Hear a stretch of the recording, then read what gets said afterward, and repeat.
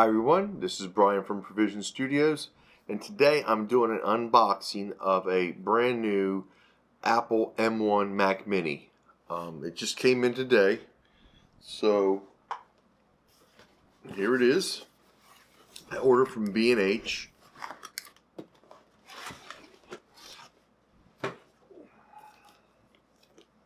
There it is. Alright, so this Mac Mini has 16 gigs of RAM and 1 terabyte internal SSD. The reason why I bought this from B&H is it was $100 less than ordering it from Apple due to a manufacturer's instant rebate of $100. So I added the 1 terabyte SSD drive, and it was only $100 more than the 512 gigabyte hard drive that I was originally going to order from Apple. In fact, I had ordered it from Apple. It was just on back order. So I canceled that order and ordered it from B&H. Because again, it only was $100 more than the 512, and it was $100 less than what Apple would have charged for this same exact computer. So yeah, I saved $100 by and got it sooner. So let's open it up and see what we have inside.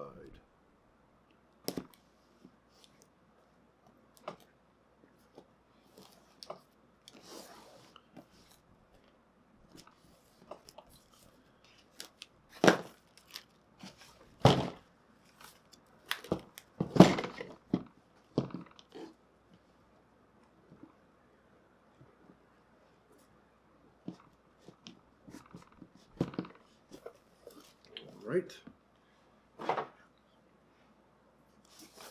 There's the Mac Mini right on top. So let's get that out of there.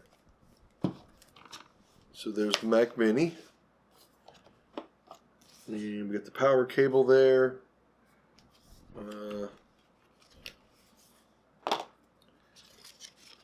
Oops.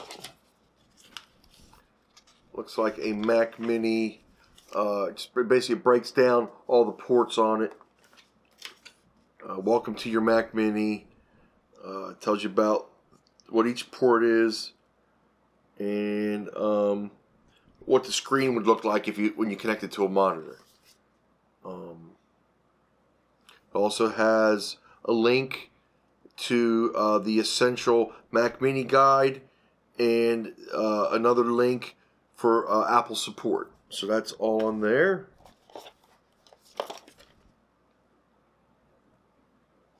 Safety and handling of the Mac Mini.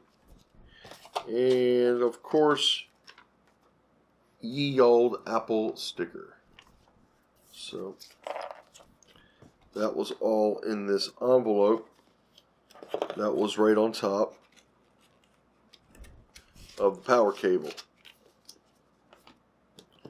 which comes nicely coiled up in the center here. That's probably it. I think that there's not anything else that comes with this. Alright, that is it. So let's uncoil this.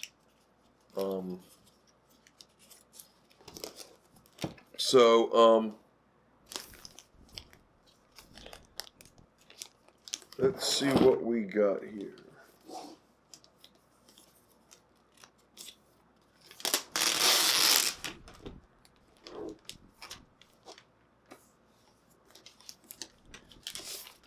Alright, there we go. She has been unsheathed.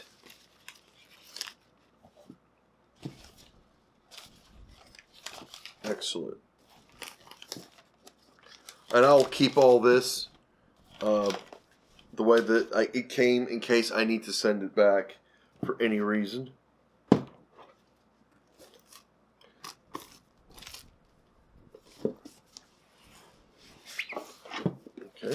so there's the packaging.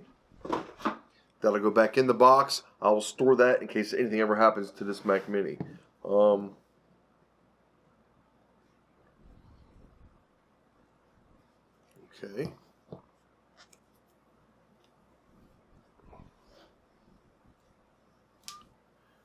There we go. Take that off.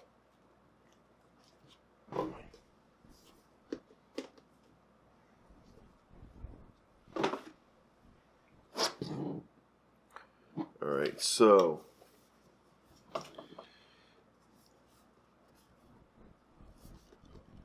we can see here we've got two USBs, we've got a headphone jack, we have HDMI, two Thunderbolts, we have a Gigabyte Ethernet, and then we have the power port as well as the power button. And here is your exhaust fan. So it has really good weight to it. It actually feels a little bit heavier than I think I remember my other Mac Mini being. Okay. So also in yesterday's video, when I unboxed a couple items, this was the SanDisk Extreme Pro external SSD, the 1 terabyte version 2. I bought this to go along with the Mac Mini. So once I get this Mac Mini all set up, I'm going to connect the SanDisk to it, run some speed tests with both the USB-A to USB-C and the USB-C to USB-C cable, using both to run speed tests, as well as running a longer length cable to see if that matters. I also will be running this into my Thunderbolt hub that will then go into the Mac Mini to see if that has any effect on transfer speeds, read and write speeds. This is gonna be out here in my studio. So what's going to happen is my iMac is going to go into my office. That Mac Mini is actually going to go into storage. I'll probably put it in this box right here. The monitor that I have connected to that Mac Mini is going to come out here to the studio.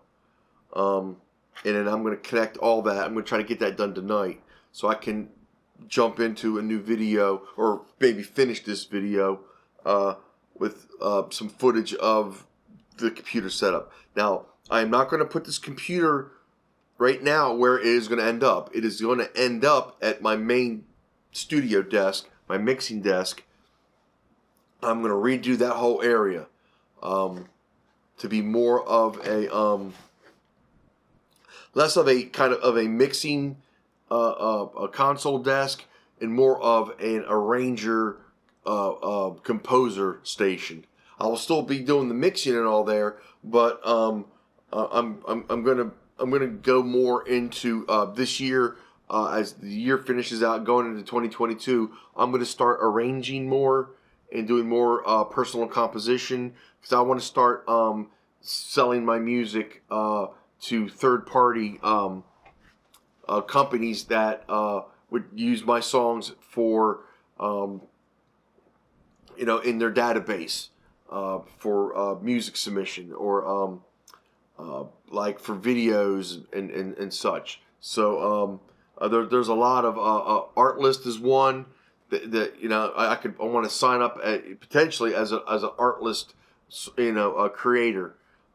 Anyway, that's it for another video. I'm going to try to venture more into that and still be able to do all of my all my client work, as the console I have is a summing desk, so I can have that off to the side, still do analog sum mixes, and not have to worry about it interfering with what I want to do when I want to arrange and compose music. I'll still be able to do that and do the mixing and mastering without having to change anything. Right now, when I want to compose, I got to move over to the side over here where my keyboards are, which is away from my computer. So I'm going to put one of my keyboards right on my desk. So anyway, you guys will see all that in future videos. Let me cut this video now. Let me go get this Mac Mini adjusted to its new home. Again, I gotta kill an iMac, power it down, get it set up in my office, and then bring the monitor that's in my office out here to the studio to get this sort of the way I want to get it done. So I will be back shortly. All right, talk to you soon. Okay, here we are. We're back. We've done the unboxing.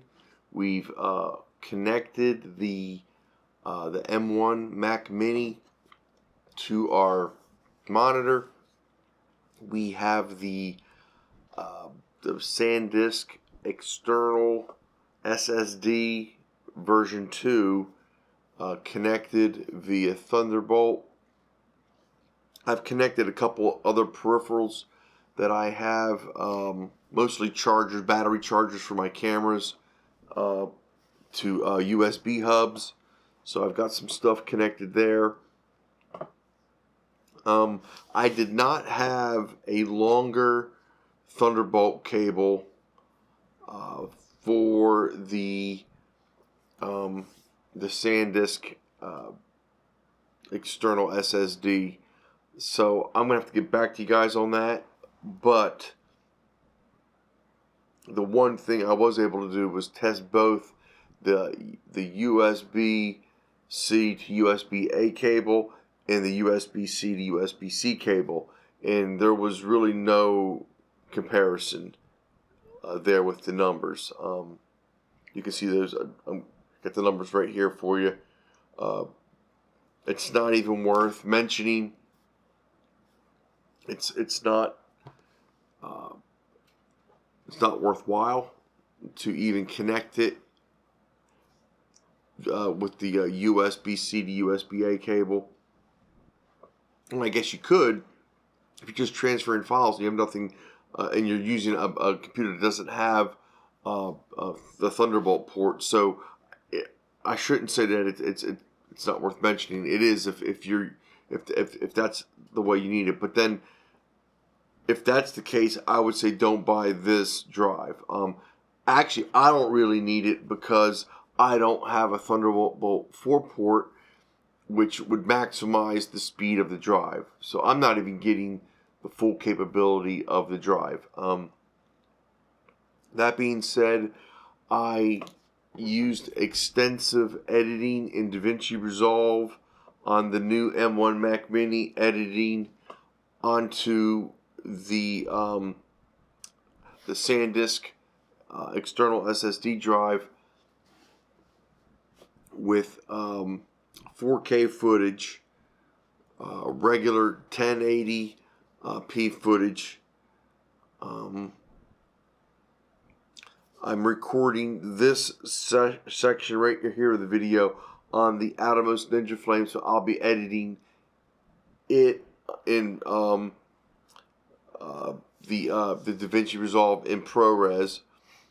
And I'm telling you right now, especially with the 4K, there is no stuttering, there's no hesitation, there's no audio dropouts, there's no frame drops.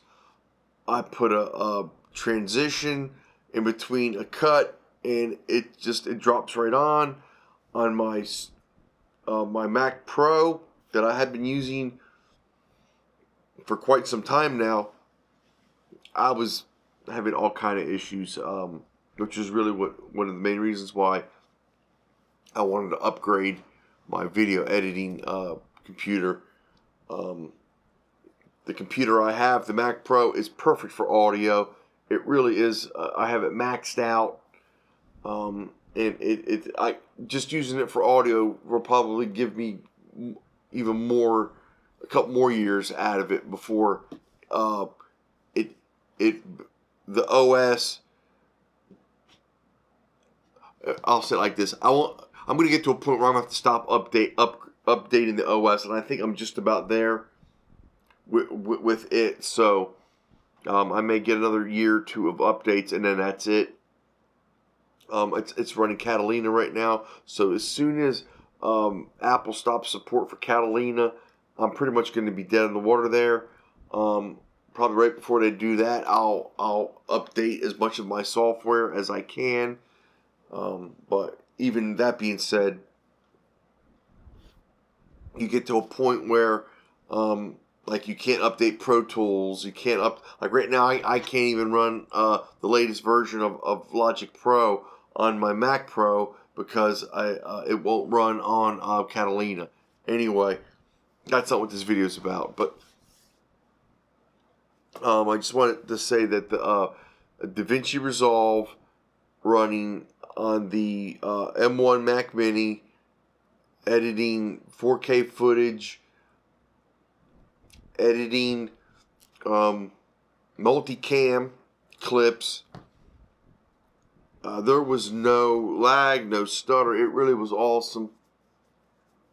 Again, the SanDisk drive is a little bit overkill because I don't have the connectivity on the M1 Mac Mini to get all the speed out of the drive. It's a 2000 megabit drive, and you can see the numbers here, what I was able to get off of it. So I'm not getting anywhere near that, but the drive is awesome though. I'm not going to send it back. I'm gonna keep that. It's got me future proofed. So any equipment I buy in the future, I'll have a very fast, very portable external SSD drive, and that thing is fast. I mean, I was transferring files over my my home network, going from computer to computer.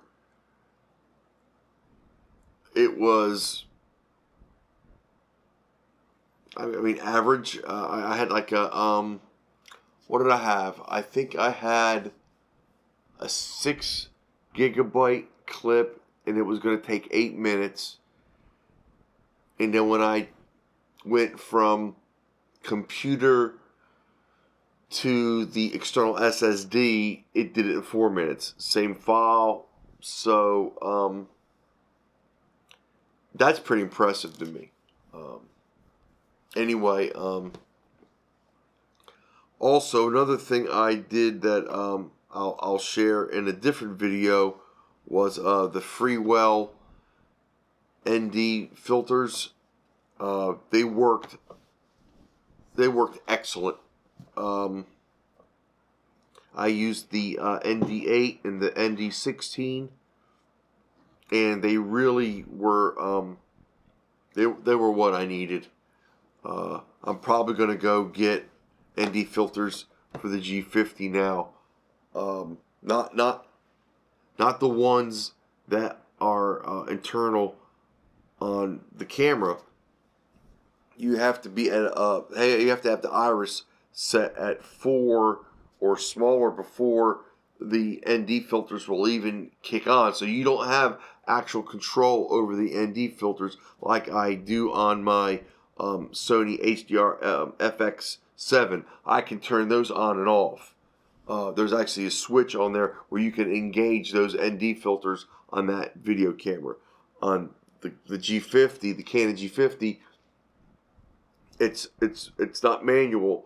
You have to turn your iris down to f4 before it'll even kick on, and then I mean you have to keep dialing it to. Anyway, it's not the best way.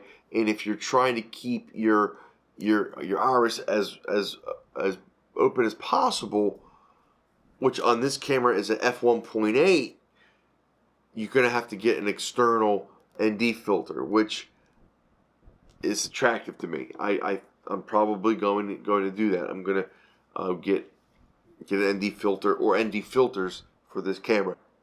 So that's one thing I'll do here in the next couple of weeks. I'll get some of those, and we'll see what we can do with that.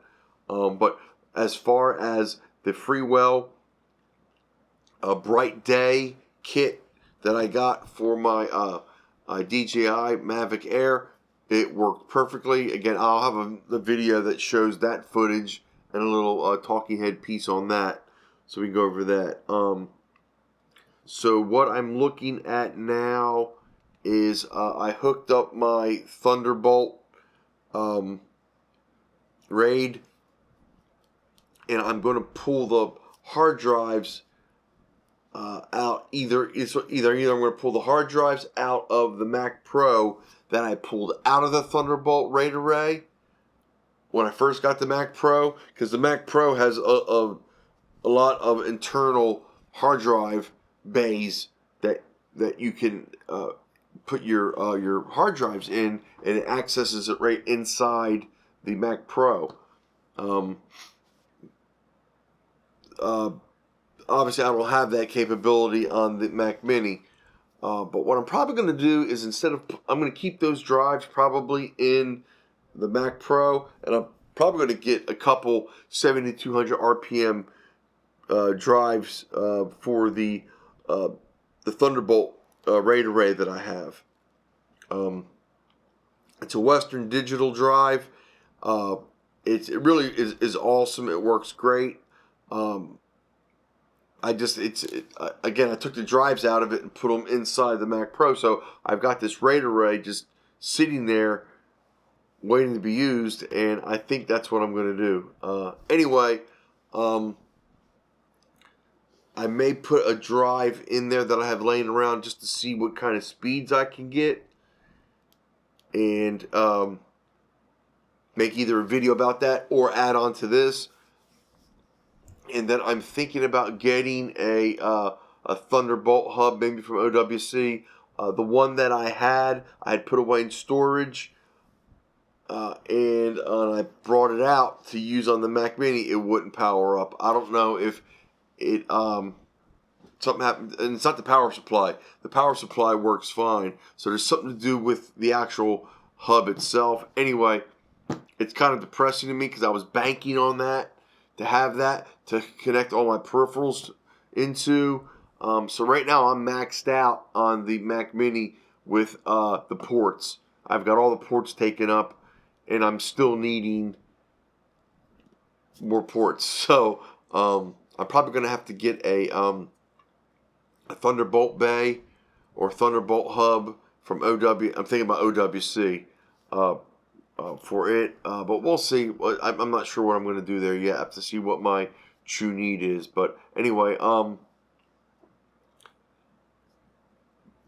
I think I'm going to put another attachment to the end of this video on what I can get out of the my Thunderbolt RAID array. I think I can do a quick test on that. But yeah, man, the M1 Mac Mini so far, I'm only doing video editing on it. I don't know that I'm going to do much more than video editing on it, but the video that I'm editing on it, it's like flawless. Render speeds are excellent. So I'm going to show some tests of that, how quick the render speeds are on various size files. But I just need to spend more time with it. So my time with it has been minimal right now because I've been doing other things in the studio. But I just wanted to get this unboxing video up so that there was a way for me to start getting some feedback from you guys if there's anything you want to see on it. Okay, that's pretty much going to do it for this segment. Again, I may add another thing to the end of this. If not, I'll just upload this and get it up, and then I'll make another new video down the road when I can test out the RAID array. Anyway, if you guys have any questions or comments about what I'm talking about here, feel free to leave it in the comment section below, or you can email me at bbuck822@gmail.com. All right, talk to you guys real soon. Bye-bye now.